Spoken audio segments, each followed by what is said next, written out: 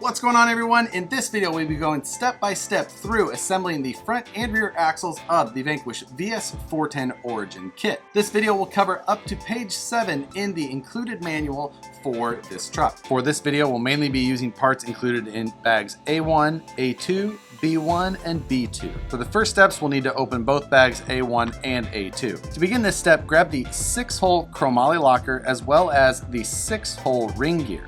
You'll need to place the ring gear onto the side of the locker with the 6 holes exposed. Put a small amount of thread lock onto the M2x8 screws before using them to attach the ring gear to the locker. Loosely install the 6 screws into the ring gear and locker assembly. After installing the 6th screw into the ring gear and locker assembly, go back around and tighten each of the 6 screws in a star pattern. Next, grab the 7x14 by 3.5 open bearing and place them on each side of the ring gear and locker assembly. Then install the 1-piece bearing retainer onto the 7x14 by 3.5 bearings. Next, grab your 8-tooth pinion gear and place the large 5x14 by 5mm inner bearing onto the pinion shaft. Grab the aluminum axle housing and place a 5x11 by 4 bearing into the back side of the housing. Take the pinion and inner bearing and press it into the axle housing. Next, take the ring gear and bearing assembly and drop it into the axle housing. With a small amount of thread lock on the M3x10 hardware, loosely place all 4 of the screws around the outside of the ring gear assembly. Once you have all 4 screws in place, go back in and tighten them down in an alternating pattern. With the ring gear assembled into the axle, I'm going to now apply some grease to that ring gear assembly.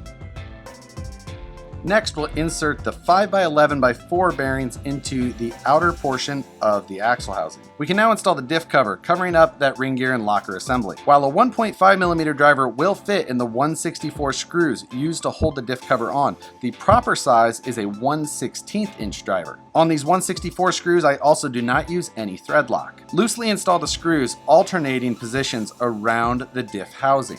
Once you have all of those screws installed, go back in and do a final torquing of each of them, again alternating positions around the diff cover. These are small scale screws, so use a reasonable amount of torque to tighten them down. You can then take the Chromoly inner VDI axle shafts and first install the 10x15 by 4 bearing onto the stub axle. Then locate the right and left steering knuckles. The left steering knuckle will correspond to having 5 drilled and tapped holes on the top of the steering knuckle plane. Insert the short side VDI into the left side knuckle. Then place the 5x11 by 4 bearing into the outer face. Next, you can take the right side or passenger side knuckle, which has 4 drilled and tapped holes in the top plane, and insert the long side VDI shaft into this. And again, place the 5x11 by 4 bearing in the outer face. Take the M2x10 pin and insert it in the cross hole of the VDI. Next, install the 12mm hex onto the VDI shaft.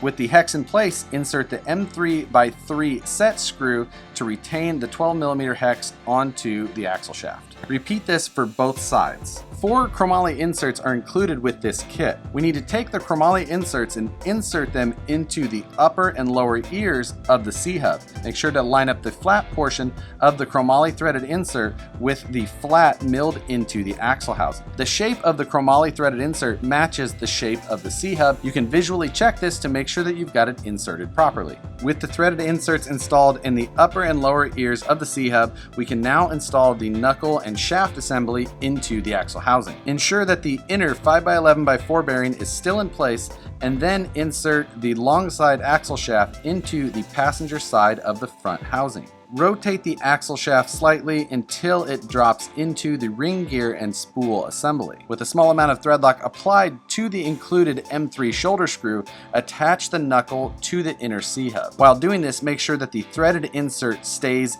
properly in place. Just snug it down, you do not need to over tighten this. After installing all 4 of the shoulder screws, go back and ensure one more time that those threaded inserts are rotated properly and seated into place. With the knuckles installed onto the axle housing, we can now install the high steer arms onto the knuckles. The passenger side knuckle, again, has 4 threaded holes on top, and the high steer arm that is associated with it will also have 4 holes. The ridge machined into the bottom side of the high steer arm will key into the slot machined on the top side of the knuckle. Attach the high steer arm with the 1/64 screws and your 1/16 driver. Repeat this process on the driver's side knuckle with the high steer arm that has 5 holes. With the high steer arms bolted onto the knuckles, you can notice that there is additional clearance machined into several places of the high steer arm and knuckle. These are intentional to make sure that there's plenty of clearance for the steering components during the complete steering cycle. For the last step of the front axle, we install the drive shaft onto the pinion. This is mainly just to make sure that our pinion bearing doesn't fall out of the axle. A shim with a 5mm inner diameter is also included in this bag. Due to the nature of hypoid gears, when spinning the gear set by hand, sometimes it may feel chunky going one way versus the other. That is because of the design. It has a tendency to want to suck the pinion into the axle housing. By attaching the drive shaft, you'll stop the ability of that pinion to pull in. The included shim is just an optional piece to make sure that that drive shaft doesn't want to go in even further. We'll install it between the outer bearing and the drive shaft itself. Slide it onto the pinion first, slide the drive shaft into place. With a small amount of thread lock applied to just the threads of the set pin, fix the drive shaft to the pinion. And that will complete the assembly of our front axle. Moving on to the rear axle, we'll need to open bags B1 and B2. To begin the assembly of the rear axle, we first need to repeat all of the steps that we did to assemble the rear ring and pinion assembly into the axle housing. Once the greased ring gear and pinion assembly is dropped into the rear housing, install the rear diff cover onto the housing as well. Take the chromoly rear axle shafts and slide them into the axle housing. Rotate them until they slide into that inner spool. Then install the 5x11x4 bearings onto that rear axle. Then slide the rear axle caps onto the axle housing. With a small amount of thread lock applied to the M3x4 button head screws, secure those rear axle caps onto the axle housing. Do not over tighten these screws, just snug them into place. And that's the end of the instructions for assembling the front and rear axles.